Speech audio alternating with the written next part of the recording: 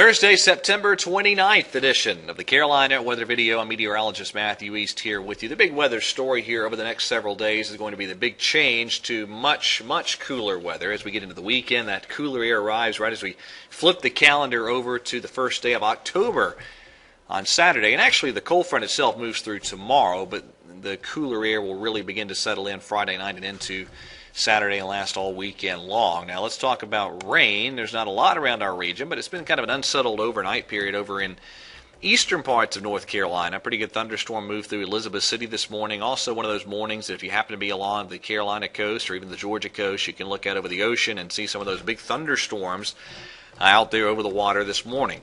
But for most of the Piedmont foothills and mountains, we've now settled into a dry forecast cycle, and I don't have any rain in the forecast at all for the next week as the drier air definitely takes hold. Now, there's the temperature map across the lower 48, and we cannot yet see the big push of cooler air that's going to be diving into the plains, but boy, it's coming, and it's going to be some really cool air over the eastern U.S. In fact, I think for most of our region, it is going to be the chilliest air we have seen since at least early May.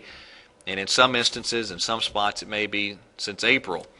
Here's what happens. Our big upper low that's been sitting over the Midwest now getting kicked out due to another very potent piece of energy diving down into the northern plains and the Great Lakes region. That's what it looks like this afternoon. Now let's go forward in time to tomorrow afternoon. Notice that sharp trough carving itself out over the eastern part of the country, and here we are by Saturday. That's a chilly look, and it's going to be a lot of pretty chilly air for early October in the eastern parts of the region. So on the GFS model today, we're going to have a lot of sunshine. It's going to be a dry day, still pretty warm as well, but low humidity in most of the region. We'll see most Piedmont highs in the low 80s, a few spots over around I-95, maybe getting up closer to the mid-80s today. Cold front moves through tomorrow, and I think it moves through with very little fanfare in terms of rain, maybe a couple of showers somewhere across the region, but just not going to be a good rain-producing cold front. But the cold air behind it will be impressive. Here we are on Saturday.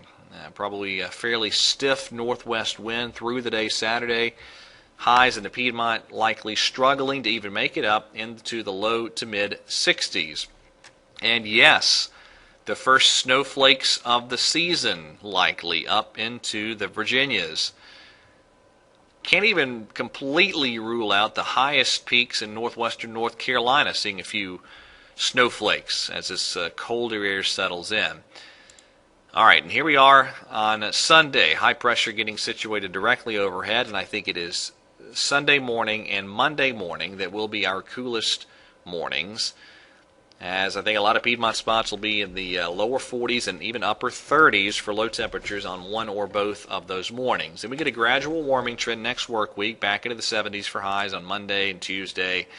And depending on exactly what happens, there's some disagreement by midweek here on some of the modeling. This is the GFS on Wednesday, and it tries to nose some cooler air back in from the northeast by Wednesday and there on Thursday too. Not really the same scenario on the European, so we'll see. But anyway, looks like some really nice weather. Lots and lots of sunshine from this weekend on through the middle part of next week.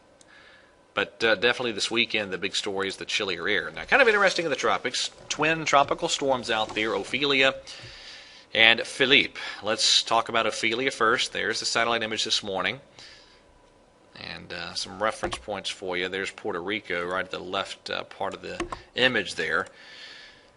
Here's the computer model guidance, very much in agreement with the future track. And I know this might be a little tough to see. There's Bermuda right there.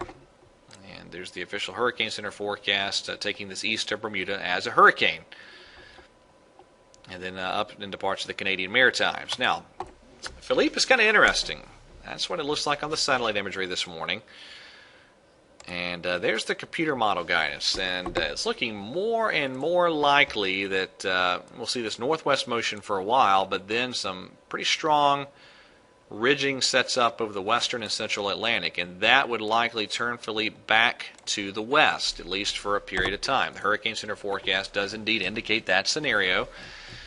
And I notice they still do have this as a pretty weak system, a tropical storm for a while, then weakening to a depression early next work week. But, I've been saying for a while that it looked like this would recurve, and a lot of times when you get the system up here to around 25 degrees north, you do wind up seeing this recurve, and that could certainly still happen, but the ridging looks pretty strong here in a lot of the modeling, and so we'll see how far that west trend might continue in the longer-term forecast for Philippe. Okay, that is it for this Thursday edition of the video. Everyone have a wonderful day today, and God bless.